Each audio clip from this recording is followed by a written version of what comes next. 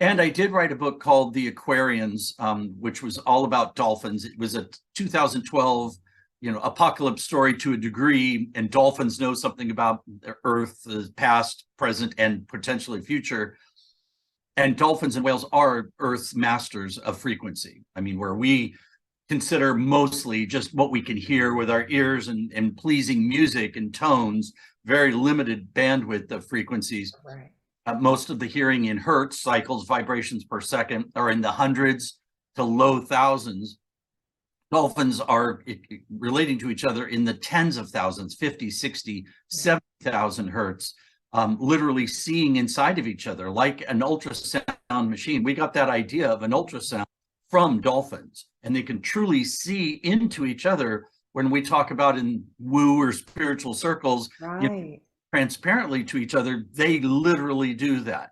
That You, makes sense. I hadn't really thought about it that way. Yeah. yeah, you can't ask a dolphin. One dolphin could not ask another dolphin, "Hey, how you doing?" Why? Because they'd Yeah. say, "Oh, I see you haven't eaten, and you've got a disease, and your pulse is elevated, and your heart's disease." It's truly the more you learn about dolphins, the more alien-like they are. So I became more interested in frequency after going to the Integratron. And I heard a voice the first time I went there. I heard a voice, and at the time, this is going back 11, no, longer than that, 13 years ago or so. And it was find the frequency. This is a frequency machine, but there are certain frequencies that are more important in the activation of this device Mhm. than others. And so I kind of went on a quest of just playing around with tones and experimenting with tones in there. I booked it privately, and we did all kinds of stuff. Nothing was really doing much until a day that we took standard pitch tuning, and we were playing a particular tone and dropped it with pitch wheels down. And we had tons of equipment. It was excessively loud, but something happened. We were playing an F sharp, and when we lowered it, the hair, there's a guy opposite of the building from me. It's about 40 feet around. We both got the spine tingles and the hair standing up. My hair standing up. Eric, I just got it when you said F sharp.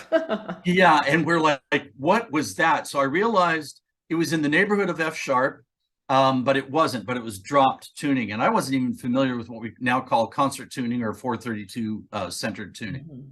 So my search went on for other variations of F sharp, and one of them was 180 cycles per second, or 90, or 360. And all of a sudden, those are all octaves of that F sharp tone.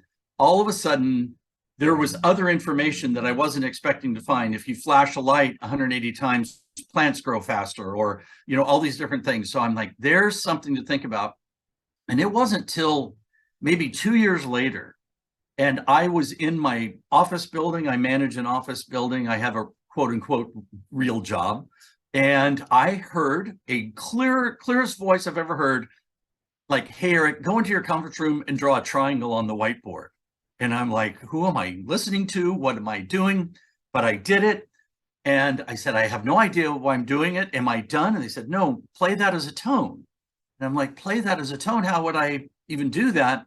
Well, in our phones, we all have apps now where you can load instantaneously a tone generating app. I played 180 hertz. That's the sum total of a triangle of its three angles. We'll always 180. And I heard a tone, and I'm like, okay, am I done? They're like, no, go through all the flat plane geometry, the squares, circles, hexagons, all the way up to an octagon. I did that, and I realized that the tones were what we call a major chord in music. I'm a musician, and I'm not a great musician, but I know that much of music theory, that a major chord is like the most pleasing to our ears.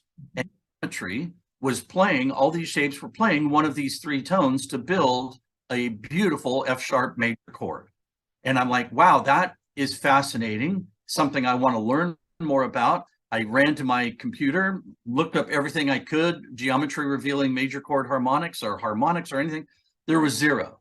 And I'm like, this is crazy, because I know Pythagoras said there is geometry in the hum of strings. Right. This idea that geometry is somehow revealing significant tones. And somehow I became the guy that made that connection and discovered what tones were. I love it. Oh my gosh. most unlikely. You know, my guides that come in is like, truly, you are the least likely to succeed on our rate. I love it. But you listened, you followed the guidance. And I followed some guidance. I don't think I ever told you when we connected that that's how my awakening started. You know, Mm. I was very closed off to everything spiritual. And then as that opening started to occur and I started to ask questions, boom, I started to get guidance. And at first it was like, really? Really? Right. I'm supposed to follow this? But look at where it leads you. Oh my goodness. So, Yeah, so guidance, it's, yeah, guidance and discernment are then a part, yes. because you know, you start hearing voices in your head and you're like, am I going crazy?